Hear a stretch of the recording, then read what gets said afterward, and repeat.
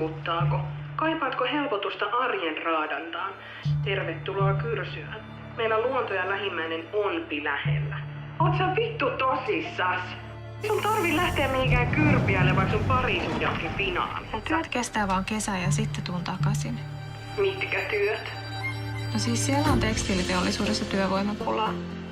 Jotain perinteisempää mun pomo perehdyttää mut siihen paremmin. Olkaa hyvä.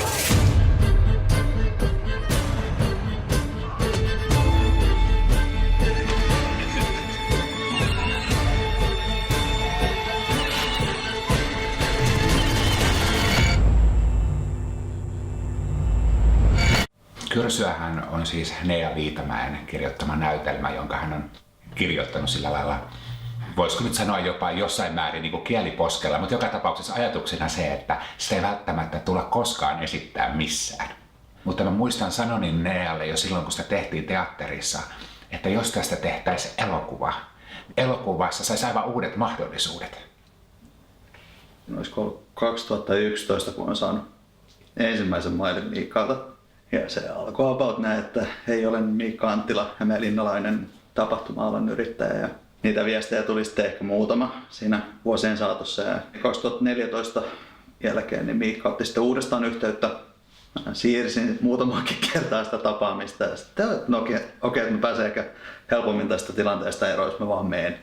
Miikka oli tosi valmistautunut, niin kuin tosi ammattimainen. Me ei odotettu yhtään sitä, kun ensin me mennään tapaa tuntematonta ihmistä, joka on vaan ottanut yhteyttä niissä merkeissä, että voidaan joskus ehkä tehdä jotain yhdessä tai olisi nyt edes kiva tavata.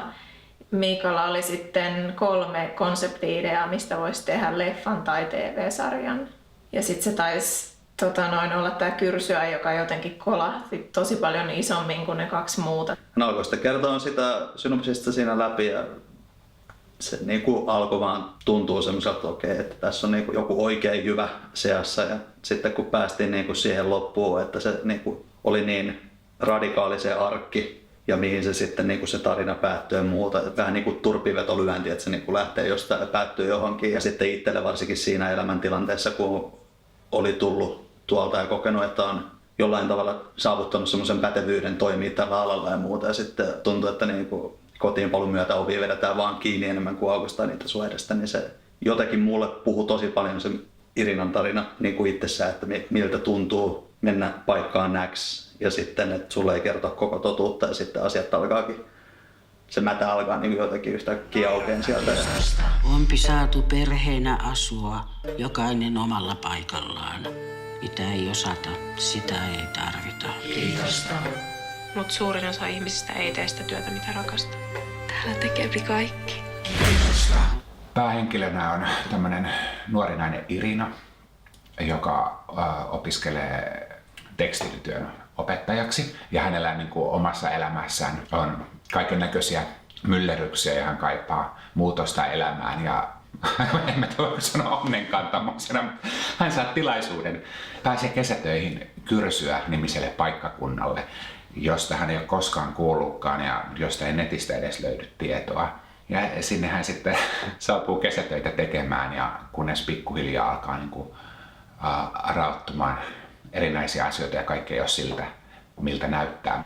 Irinan hahmohan on tavallaan tiivistys tämän ajan nuoresta ihmisestä, että koko ajan on vaikeampi löytää omaa paikkaa, koko ajan vähän vaikeampi löytää töitä.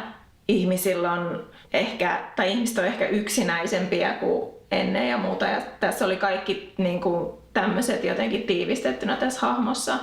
Niin mä jotenkin lähdin ehkä lähestyä sitä hahmoa jo silleen, että tää on tätä aikaa, tää on niin kuin tää jotenkin stereotypia tästä ajasta ehkä. Tämmöisessä elokuvassa, kun päähenkilö ikään kuin ajautuu matkalle, mikä ei ole sen kontrolloitavissa millään tavalla, niin jotenkin Pertti, mitä Miikka sitten näyttelee, edustaa sitä selkärankaa siinä.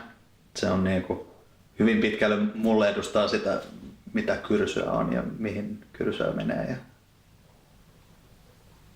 se on se voima siellä. No, tämä mun hahmon nimi on Pertti ja tosiaan tässä näytelmäversiossa esitin sitä ihan samaa hahmoa ja nyt sitten tässä elokuvassa. Tämän teatteriversion ja sitten näiden leffan kuvausten väliin 5 vuotta niin kuin on ollut siinä välissä. Niin kuin itsekin näkee tavallaan tuommoisen aikajänteen jälkeen niitä asioita eri tavalla ja kokee niin eri tavalla, niin kyllä mä koen, että tässä niin kuin elokuvassa mä sitten löysin siitä hahmosta tai niin kuin opin tuntemaan sitä hahmoa vielä enemmän.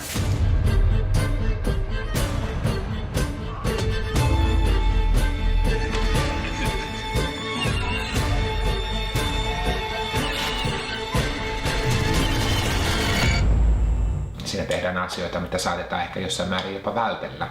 Mutta että tässä elokuvassa ei ole vältelty tavallaan mitä, vaan siinä mennään aika suoraan niitä asioita kohti. Sitäkin mä luulen, että se saattaa olla semmoinen niin kuin tulla vähän nurkan takaa ja yllätyksenä, että mitäs tässä nyt näin. Tämä elokuva käsittelee monella tavalla semmoisia asioita, että niistä ei puhuta. Niitä mä halusin, en alleviivata, mutta tuoda sillain kivana jatkumona, että kun sä astut Kehä kolmosen ulkopuolelle, niin maailma voi myös olla erilaista. Yksi varmaan, mikä heti tässä tarinassa innosti meitä, on se, että Kyrsyä on siis oikea paikka Suomessa. Tämä kyseinen näytelmä ei mitenkään suoraan perustunut siihen kylään ja sen ihmisiin, mutta tämmöinen paikka on olemassa kuin Kyrsyä. Ja Nea varmaan alun perin valitsi siihen näytelmään tällaisen paikan sen takia, että se halusi kertoa Syrjäkylän tarinan. Ja sen piti löytää joku paikan nimi, joka on tarpeeksi kummallinen, ja sen piti löytää joku paikka, josta just ei löydy mitään infoa, niin se sitten yhdisti tämän sen tarinan tähän nimeen. Tämä ei ole helppo elokuva, ja se on ehkä myös kahtia tai useampaan osaankin jakava elokuvan mielipiteiden puitteissa. Ja on niin ylpeä siitä, että lähdettiin tätä elokuvaa tekemään, ja siitä, että tämä on vielä se ensimmäinen elokuva, minkä mä oon saanut tehdä, ja että se niinku edustaa niin monella tavalla mua ja sitten myös tätä meidän niinku isompaa työryhmäperhettä, mikä meidän paikka tulee olemaan tässä elokuvateollisuudessa, tässä pienessä maassa ja sitten taas isommassa kontekstissa niin kansainvälisellä kentällä. Uskon, että tämä on tervetullut tuulahdus tämän maan elokuvatarjontaan, ja toivon, että tämä elokuva avaa ovia myös seuraaville tekijöille.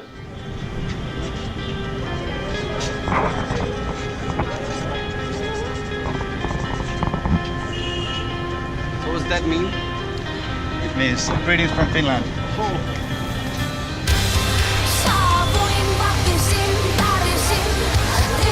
Tää on vähän erilainen maailma.